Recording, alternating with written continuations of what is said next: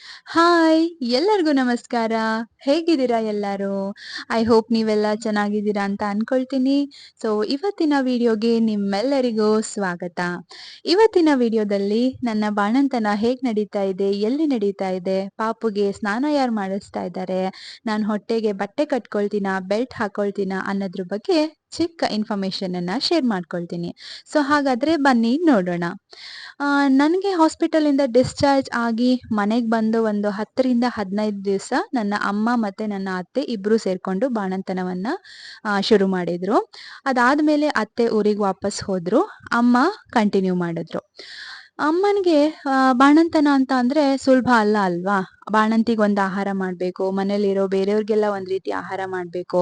ಒಬ್ರಿಗೆ ಮ್ಯಾನೇಜ್ ಮಾಡೋದು ಕಷ್ಟ ಆಗತ್ತೆ ಅಂತ ಪಾಪುಗೆ ಮತ್ತೆ ನನ್ಗೆ ಸ್ನಾನ ಮಾಡ್ಸಕ್ಕೆ ಅಂತ ಒಬ್ರು ಆಂಟಿ ಬರ್ತಾರೆ. ದಿನ ಬೆಳಗ್ಗೆ ಬಂದು ನನ್ಗೆ ಮತ್ತೆ ಪಾಪುಗೆ ಸ್ನಾನ ಮಾಡ್ಸಿ ಹೋಗ್ತಾರೆ. ಆ ಆಂಟಿ ಹೆಸರು ಸರೋಜಾ ಅಂತ. ಅವರು ನಮ್ಮೂರಲ್ಲೇನೆ ಇರೋದು. ಆಂಟಿ ತುಂಬಾ ಚೆನ್ನಾಗಿ ಪಾಪುಗೆ ಎಣ್ಣೆ ಹಚ್ಚಿ ಸ್ನಾನ ಮಾಡಿಸ್ಕೊಡ್ತಾರೆ. ನಾವಿಲ್ಲಿ ಮಸಾಜ್ ಮಾಡೋದಕ್ಕೆ ಬಳಸಿರುವಂತಹ ಎಣ್ಣೆ ಬಂದು ಕೊಬ್ಬರಿ ಎಣ್ಣೆ. ಮನೇಲಿರೋ ಒಣ ಕೊಬ್ಬರಿನ ಗಾಣಕ್ಕೆ ಹಾಕ್ಸಿ ಎಣ್ಣೆ ಮಾಡಿಸ್ಕೊಂಡು, ಅದಕ್ಕೆ ಓಂಕಾಳು ಇಲ್ಲ ಅಜ್ವಾನನ ಹಾಕಿ ಕುದಿಸ್ಕೊಂಡು ಸೋಸಿ ಎತ್ತಿಟ್ಕೊಂಡಿದೀವಿ. ಇದನ್ನ ದಿನಾಗ್ಲೂ ನಾವು ಮಸಾಜ್ ಮಾಡೋದಕ್ಕೆ ಬಳಸ್ತೀವಿ. ಮಗುವಿನ ಚರ್ಮ ತುಂಬಾನೇ ಸಾಫ್ಟ್ ಹಾಗೆ ಸೂಕ್ಷ್ಮ ಆಗಿರೋದ್ರಿಂದ ನಾವು ಕೂಡ ಮಸಾಜ್ ಮಾಡ್ಬೇಕಾದ್ರೆ ತುಂಬಾನೇ ಕೇರ್‌ಫುಲ್ ಆಗಿರ್ಬೇಕು. ಸೊ ಇಲ್ಲಿ ನೋಡಿ ಮಗುವಿನ ಎದೆಯಲ್ಲಿ ಹಾಲು ಸ್ಟೋರ್ ಆಗತ್ತೆ ಅಂತ ಹೇಳ್ತಾರೆ ಅಲ್ಲ. ಕೆಲವ್ರು ಹೇಳ್ತಾರೆ ಇದನ್ನ ತೆಗಿಬಾರ್ದು ಅಂತ. ಇನ್ನ ಕೆಲವ್ರು ಹೇಳ್ತಾರೆ ತೆಗಿಬೇಕು. ಅಕಸ್ಮಾತ್ ತೆಗ್ದಿಲ್ಲ ಅಂತ ಅಂದ್ರೆ ಆ ಹಾಲು ಹಾಗೇನೆ ಕ್ಲಾಟ್ ಆಗಿ ಉಳ್ಕೊಂಡು ಮಕ್ಳಿಗೆ ಎದೆ ನೋವು ಬರುತ್ತೆ ಅಂತ ಅನ್ಬಿಟ್ಟು ಹೇಳ್ತಾರೆ. ನಾವಿಲ್ಲಿ ಹಾಲನ್ನ ತೆಗ್ದಿದೀವಿ. ನೀವ್ ಏನೇನ್ ಮಾಡ್ತೀರಾ ಅಂತ ಅನ್ಬಿಟ್ಟು ನನ್ಗೆ ಕಮೆಂಟ್ ಮೂಲಕ ತಿಳಿಸಿ. ಸೊ ಮಸಾಜ್ ಮಾಡೋದ್ರಿಂದ ಮಕ್ಳಿಗೆ ತುಂಬಾನೇ ಉಪಯೋಗ ಆಗತ್ತೆ. ಏನಂತ ಅಂದ್ರೆ ಈಗ ನೋಡಿ ಪಾಪ ಮಕ್ಳುಗಳು ಮಲಗಿದ್ದಲ್ಲೇ ಮಲಗಿರ್ತವೆ. ಏನ್ ಅಬ್ಬಬ್ಬಾ ಅಂದ್ರೆ ಕೈ ಕಾಲು ಅಲ್ಲಾಡಿಸ್ತಾ ಇರ್ತವೆ. ನಮ್ಗೇನಾದ್ರೂ ಕೂತಲ್ಲೇ ಕುತ್ಕೋ, ಮಲಗಿದ್ದಲ್ಲೇ ಮಲ್ಕೊ ಅಂದ್ರೆ ಎಷ್ಟು ಬೇಜಾರಾಗತ್ತೆ ಅಲ್ವಾ? ಸೊ ಹಾಗೇನೆ ಮಕ್ಳುಗಳಿಗೂ ಕೂಡ ತುಂಬಾನೇ ಏನೋ ಬೋರ್ ಬಂದ್ಬಿಟ್ಟಿರುತ್ತೆ ಮಲ್ಕೊಂಡಲ್ಲೇ ಮಲ್ಕೊಂಡು. ಸೊ ಹಾಗಾಗಿ ನಾವು ಈ ರೀತಿಯಾಗಿ ಮಸಾಜ್ ಮಾಡೋದು, ಸಣ್ಣ ಪುಟ್ಟ ಸ್ಟ್ರೆಚಿಂಗ್ ಎಕ್ಸರ್ಸೈಸ್‌ಗಳನ್ನ ಮಾಡ್ಸೋದ್ರಿಂದ ಮಕ್ಳುಗಳಿಗೆ ತುಂಬಾನೇ ರಿಲೀಫ್ ಅನ್ಸತ್ತೆ. ಅವಕ್ಕೂನು ಕೂಡ ತುಂಬಾ ಖುಷಿ ಆಗತ್ತೆ.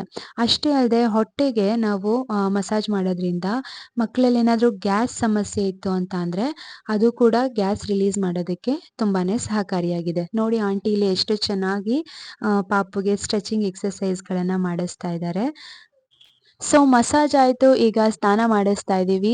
ನೀರಿನ ಹದವನ್ನ ನೋಡ್ಕೊಳ್ಳಿ. ತುಂಬಾ ಬಿಸಿನೂ ಇರಬಾರ್ದು, ತುಂಬಾ ತಣ್ಣನೂ ಇರಬಾರ್ದು. ಒಂದು ಮೀಡಿಯಂ ರೇಂಜ್ ಅಲ್ಲಿ ನೀರಿನ ಹದವನ್ನ ಮೇಂಟೈನ್ ಮಾಡ್ಕೊಳ್ತಾ ಬನ್ನಿ. ಹಾಗೆ ನೋಡಿ ಇಲ್ಲಿ ಕಾಲನ್ನ ಉದ್ದ ಮಾಡಿ ಮಾಡಿ ನೀರ್ ಹಾಕ್ತಾ ಇದ್ದಾರೆ. ಯಾಕಂತ ಅಂದ್ರೆ ಮಗು ಹೊಟ್ಟೆಲ್ ಇರ್ಬೇಕಾದ್ರೆ ಕಾಲ್ ಮಡಚ್ಕೊಂಡಿರತ್ತೆ ಅಲ್ವಾ? ಸೊ ನಾವು ಮಸಾಜ್ ಮಾಡ್ಬೇಕಾದ್ರೆ, ಸ್ನಾನ ಮಾಡ್ಬೇಕಾದ್ರೆ ಈ ರೀತಿ ಉದ್ದ ಮಾಡಿ ನೀರ್ ಹಾಕೋದ್ರಿಂದ ಕರ್ವ್ ಶೇಪ್ ಅಲ್ಲಿ ಕಾಲ್ ಬೆಳವಣಿಗೆ ಆಗಲ್ಲ. ಸ್ಟ್ರೇಟ್ ಆಗಿ ಚೆನ್ನಾಗಿ ಬೆಳವಣಿಗೆ ಆಗತ್ತೆ. ಹಾಗಾಗಿ ಈ ರೀತಿಯಾಗಿ ಮಾಡ್ತಾರೆ. ನಾವು ತಲೆ ಸ್ನಾನನೇ ಆಗ್ಲಿ, ಮೈ ಸ್ನಾನನೇ ಆಗ್ಲಿ ಮಾಡ್ಬೇಕಾದ್ರೆ ಏನು ಕಿವಿಗೆ ಮತ್ತೆ ಬಾಯೊಳಗಡೆ ನೀರ್ ಹೋಗದೆ ಇರೋ ಹಾಗೆ ನಾವು ನೋಡ್ಕೋಬೇಕು. ಹಾಗಾಗಿ ಆದಷ್ಟು ಕಿವಿ ಮತ್ತೆ ಬಾಯನ್ನ ಕವರ್ ಮಾಡ್ಕೊಂಡು ನೀರ್ ಹಾಕೋದನ್ನ ನಾವು ರೂಢಿ ಮಾಡ್ಕೊಳ್ಬೇಕು. ನಮ್ ಪಾಪು ಮೈ ಸ್ನಾನ ಮಾಡಿಸ್ಬೇಕಾದ್ರೆ ಸುಮ್ನೆನೆ ಇರ್ತಾಳೆ. ತಲೆಗೆ ನೀರ್ ಬೀಳ್ತಿರೋದೇ ತಡ ಅಳಕ್ ಶುರು ಮಾಡ್ಬಿಡ್ತಾಳೆ. ಅಂತೂ ಇಂತೂ ಸ್ನಾನ ಆಯ್ತು. ಸೊ ನಾವು ಸ್ನಾನ ಆದ ತಕ್ಷಣ ಬಟ್ಟೆನ ಅಂದ್ರೆ ಶರ್ಟು, ಪ್ಯಾಂಟು ಆ ಥರದನ್ನೆಲ್ಲ ಹಾಕಲ್ಲ. ಕಿವಿಗೆ ಚೆನ್ನಾಗಿ ಗಾಳಿ ಹೋಗದೆ ಇರೋ ಹಾಗೆ ಬೆಚ್ಚಗೆ ಕಟ್ಬಿಟ್ಟು ಆನಂತರ ಕಾಟನ್ ಪಂಚೆ ಅಥವಾ ಕಾಟನ್ ಬಟ್ಟೆನ ನಾವು ಮೈಗೆ ಸುತ್ತಿ ಮಲಗಿಸ್ತೀವಿ. ಮಲಗಿ ಎದ್ದ ಆದ್ಮೇಲೆ ಈ ಶರ್ಟು ಅಥವಾ ನಾವ್ ಏನು ಡ್ರೆಸ್ ಇರತ್ತೋ ಅದನ್ನ ನಾವು ಹಾಕ್ತೀವಿ.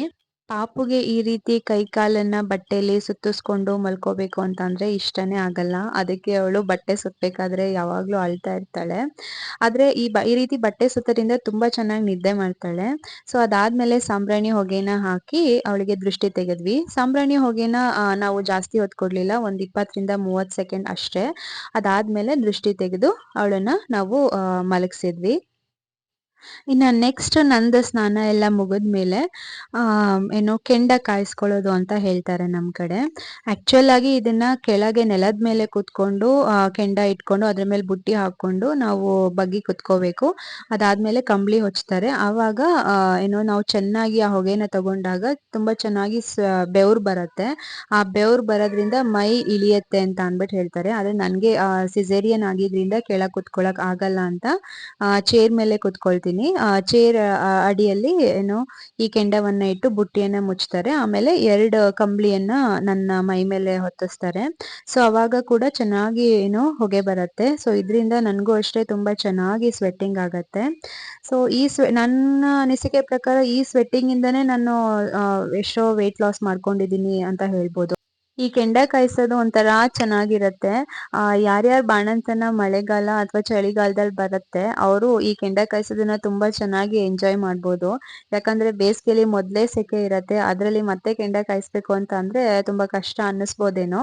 ಬಟ್ ನಂದು ಬಾಣಂತನ ಮಳೆಗಾಲದಲ್ಲಿ ನಡೀತಿರೋದ್ರಿಂದ ನನ್ಗೊಂಥರ ತುಂಬಾ ಚೆನ್ನಾಗಿ ಬೆಚ್ಚಗಿರೋ ತರ ಫೀಲ್ ಆಗ್ತಾ ಇತ್ತು. ಸೊ ಸಿಟಿಲಿರೋರಿಗೆ ಈ ರೀತಿಯಾದಂತಹ ಚಾನ್ಸಸ್ ಸಿಗೋದು ತುಂಬಾನೇ ಕಡಿಮೆ. ಸಿಕ್ಕಿದ್ರುನು ತುಂಬಾ ಕಡಿಮೆ ಕೆಂಡ ಸಿಗತ್ತೆ. ಆದ್ರೆ ಹಳ್ಳೀಲಿ ಬಾಣಂತನ ಮಾಡಿಸ್ಕೊಳ್ತಾ ಇರೋರಿಗೆ ಕಟ್ಟಿಗೆ ಒಲೆಯಲ್ಲಿ ನೀರ್ ಕಾಯ್ಸೋದ್ರಿಂದ ಕೆಂಡ ಅಂತೂ ತುಂಬಾನೇ ಚೆನ್ನಾಗಿ ಸಿಗತ್ತೆ. ಬಿಸಿ ಬಿಸಿ ಹೊಗೆನ ತಗೊಳ್ತಾ ಇದ್ರೆ ಬೆಚ್ಚಗಿರುವಂತಹ ಒಂದು ಅನುಭವ ಆಗತ್ತೆ. ಸೊ ಯಾರಾದ್ರೂ ಬಾಣಂತಿರು ಇದ್ರಿ ಅಂತ ಅಂದ್ರೆ ಈ ಎಲ್ಲಾ ಅನುಭವಗಳನ್ನ ಈಗ್ಲೇ ಏನೋ ಎಂಜಾಯ್ ಮಾಡ್ಬಿಡಿ. ಯಾಕಂದ್ರೆ ಆಮೇಲ್ ಬೇಕು ಅಂತ ಅಂದ್ರುನು ಈ ರೀತಿಯಾಗಿ ನಮ್ಗೆ ಮಾಡ್ಕೊಡೋರ್ ಯಾರು ಇರಲ್ಲ. ಈಗಿನ ಕಾಲದಲ್ಲಿ ಈ ತರ ಚಾನ್ಸ್ ಸಿಗೋದು ಒಂದ್ ಸಲ, ಅಬ್ಬಬ್ಬಾ ಅಂದ್ರೆ 2 ಸಲ ಅಷ್ಟೇ. ಸೊ ಅಂಥದ್ರಲ್ಲಿ ಯಾಕೆ ನಾವು ಈ ಚಾನ್ಸನ್ನ ಮಿಸ್ ಮಾಡ್ಕೋಬೇಕು? ಸೊ ಬಾಣಂತಿಯರೆಲ್ಲರೂ ತುಂಬಾ ಚೆನ್ನಾಗಿ ಎಂಜಾಯ್ ಮಾಡಿ ಈ ಮೊಮೆಂಟನ್ನ. ಓಕೆನಾ? ಸೊ ಈಗ ನನ್ನ ಮೈಮೇಲ್ ಹೊದ್ಸಿದ ಕಂಬ್ಳಿನೆಲ್ಲ ತೆಗೆದ್ರು. ಎಷ್ಟು ಚೆನ್ನಾಗಿ ಬೆವ್ರು ಬಂದಿದೆ ನೋಡಿ. ಈ ರೀತಿ ನಾವು ಬೆವರೋದ್ರಿಂದ ನಮ್ಮ ಕೊಬ್ಬು ಏನಿದೆ ಅದು ಬೆವರಿನ ರೀತಿ ಹೊರ ಹೋಗುತ್ತೆ ಅಂತ ಅಂದ್ಬಿಟ್ಟು ಹೇಳ್ತಾರೆ. ಅದಾದ್ಮೇಲೆ ನನ್ಗೆ ಏನು ಕೂದಲು ಒಣಗಿಸ್ಬೇಕಾಗಿತ್ತು. ಆ ಕೆಂಡ ಏನ್ ಇಟ್ಟಿದ್ರು ಆ ಕೆಂಡಕ್ಕೇನೆ ಸಾಂಬ್ರಾಣಿ ಹೊಗೆನ ಹಾಕ್ಬಿಟ್ಟು ಇಲ್ಲಿ ನನ್ಗೆ ಕೂದಲನ್ನ ಒಣಗಿಸ್ತಾ ಇದ್ದಾರೆ. ಸೊ ನಾನು ಈ ಸಾಂಬ್ರಾಣಿ ಇದ್ರಲ್ಲೂನು ಏನೋ ಕೂದಲನ್ನ ಒಣಗಿಸ್ಕೋತೀನಿ. ಇದ್ರಲ್ಲಿ ಕಂಪ್ಲೀಟ್ ಆಗಿ ಒಣಗ್ಬಿಡತ್ತೆ ಅಂತ ಹೇಳಕ್ಕಾಗಲ್ಲ ಅಲ್ವಾ? ಏನು ಸ್ವಲ್ಪ ಸ್ವಲ್ಪ ಒದ್ದೆ ಇರತ್ತೆ ಅದನ್ನ ನಾನು ಹೇರ್ ಡ್ರೈಯರ್ ಅಲ್ಲಿ ಆಮೇಲೆ ಕಂಪ್ಲೀಟ್ ಆಗಿ ಒಣಗಿಸ್ಕೋತೀನಿ. ತಲೆ ಕೂದಲು ಒಣಗಿಸ್ಕೊಂಡ್ಮೇಲೆ ನೆಕ್ಸ್ಟು ಸೊಂಟಕ್ಕೆ ಬಟ್ಟೆ ಕಟ್ಟೋದು, ಇಲ್ಲ ಅಂತಂದ್ರೆ ಬೆಲ್ಟ್ ಹಾಕೋದು. ನಾನು ಎರಡನ್ನೂ ಕೂಡ ಮಾಡ್ತೀನಿ. ನನಗೆ ಸಿಸೇರಿಯನ್ ಆಗಿ ಒಂದು 15-20 ದಿನ ಆದ್ಮೇಲೆ ನಾನು ಬಟ್ಟೆನ ಅಂದ್ರೆ ಸೀರೆಯನ್ನ ನಾನು ನನ್ನ ಹೊಟ್ಟೆಗೆ ಕಟ್ಕೊಳ್ತಾ ಇದ್ದೀನಿ. ಸೊ ಮೊದಲು ಒಂದು ಸೀರೆನ ಈ ರೀತಿಯಾಗಿ ನಮಗೆ ಎಷ್ಟು ಅಗಲ ಬೇಕೋ ಅಷ್ಟು ಅಗಲಕ್ಕೆ ಮಡಚ್ಕೊಂಡು ಆ ನಂತರ ಸುರುಳಿಯನ್ನ ಸುತ್ಕೋಬೇಕು. ಸೊ ಈ ಉಂಡೆಯನ್ನ ತಗೊಂಡು ನಾವು ನಮ್ಮ ಹೊಟ್ಟೆಗೆ ಕಟ್ತಾ ಹೋಗ್ಬೇಕು. ಸೊ ಆದಷ್ಟು ಟೈಟ್ ಆಗಿ ನಮಗೆ ಎಷ್ಟು ತಡ್ಕೊಳಕ್ಕಾಗುತ್ತೋ ಅಷ್ಟು ಟೈಟ್ ಆಗಿ ಕಟ್ಕೊಳ್ಳೋದು ತುಂಬಾ ಒಳ್ಳೇದು. ಯಾಕಂತ ಅಂದ್ರೆ ನಾವು ಕೂತು ಎದ್ದು ಮಲ್ಕೊಳ್ಳೋದು ಎಲ್ಲ ಮಾಡ್ಬೇಕಾದ್ರೆ ಅದು ಲೂಸ್ ಆಗುವಂತಹ ಚಾನ್ಸಸ್ ಇರುತ್ತೆ. ಅದಕ್ಕೆ ಸ್ವಲ್ಪ ಟೈಟ್ ಆಗಿದ್ರೆ ಒಳ್ಳೇದು ಅಂತ ಅನ್ಸತ್ತೆ. ಸೊಂಟಕ್ಕೆ ಬಟ್ಟೆ ಅಥವಾ ಬೆಲ್ಟ್ ಅನ್ನ ಹಾಕೋದ್ರಿಂದ ಹೊಟ್ಟೆ ಕರ್ಗತ್ತಾ ಅಂತ ಅಂದ್ಬಿಟ್ಟು ಸುಮಾರು ಜನಕ್ಕೆ ಡೌಟ್ ಇರುತ್ತೆ. ನನಗೂ ಕೂಡ ಅದೇ ಡೌಟ್ ಇತ್ತು. ಆದ್ರೆ ನನ್ನ ಅನಿಸಿಕೆ ಪ್ರಕಾರ ಈ ಬಟ್ಟೆ ಅಥವಾ ಬೆಲ್ಟ್ ಅನ್ನ ಹಾಕೋದ್ರಿಂದ ಸೊಂಟ ಅಥವಾ ಬೆನ್ನಿಗೆ ಸಪೋರ್ಟ್ ಅನ್ನ ಕೊಡತ್ತೆ ಬಿಟ್ರೆ ಹೊಟ್ಟೆ ಕರ್ಗೋದಕ್ಕೆ ಇದು ಸಹಾಯ ಮಾಡಲ್ಲ ಅಂತ ನನಗನ್ಸತ್ತೆ. ಇದು ನನ್ನ ಅಭಿಪ್ರಾಯ. ಒಬ್ಬೊಬ್ಬರಿಗೆ ಒಂದೊಂದು ರೀತಿಯಾದಂತಹ ಅನಿಸಿಕೆ ಇರಬಹುದು. ನೀವ್ ಯಾರಾದ್ರೂ ನಿಮ್ಮ ಬಾಣಂತನದಲ್ಲಿ ಈ ರೀತಿ ಬಟ್ಟೆ ಅಥವಾ ಬೆಲ್ಟ್ ಅನ್ನ ಹಾಕೊಂಡಾಗ ನೀವ್ ಯಾವ ರೀತಿ ಎಕ್ಸ್ಪೀರಿಯನ್ಸ್ ಅನ್ನ ಮಾಡಿದ್ರಿ ಅಂತ ಅಂದ್ಬಿಟ್ಟು ನನ್ಗೆ ಕಮೆಂಟ್ ಮೂಲಕ ತಿಳಿಸಿ. ಆದ್ರೆ ಇದು ಕೂತ್ಕೊಳ್ಳೋದಕ್ಕೆ ಅಥವಾ ನಡೆದಾಡ್ಬೇಕಾದ್ರೆ ನಮ್ಗೆ ಸೊಂಟಕ್ಕೆ ಸಪೋರ್ಟ್ ಕೊಡೋದಂತೂ ತುಂಬಾ ಚೆನ್ನಾಗಿ ಸಪೋರ್ಟ್ ಅನ್ನ ಕೊಡತ್ತೆ. ಈ ರೀತಿಯಾಗಿ ಕಟ್ಕೊಳ್ಳೋದು ಅಥವಾ ಬೆಲ್ಟ್ ಹಾಕೊಳ್ಳೋದ್ರಿಂದ ಸಪೋರ್ಟ್ ಚೆನ್ನಾಗಿ ಬೆನ್ನಿಗೆ ಸೊಂಟಕ್ಕೆ ಸಿಗತ್ತೆ ಅಂತ ನಾನ್ ಹೇಳೋದಕ್ಕೆ ಇಷ್ಟಪಡ್ತೀನಿ.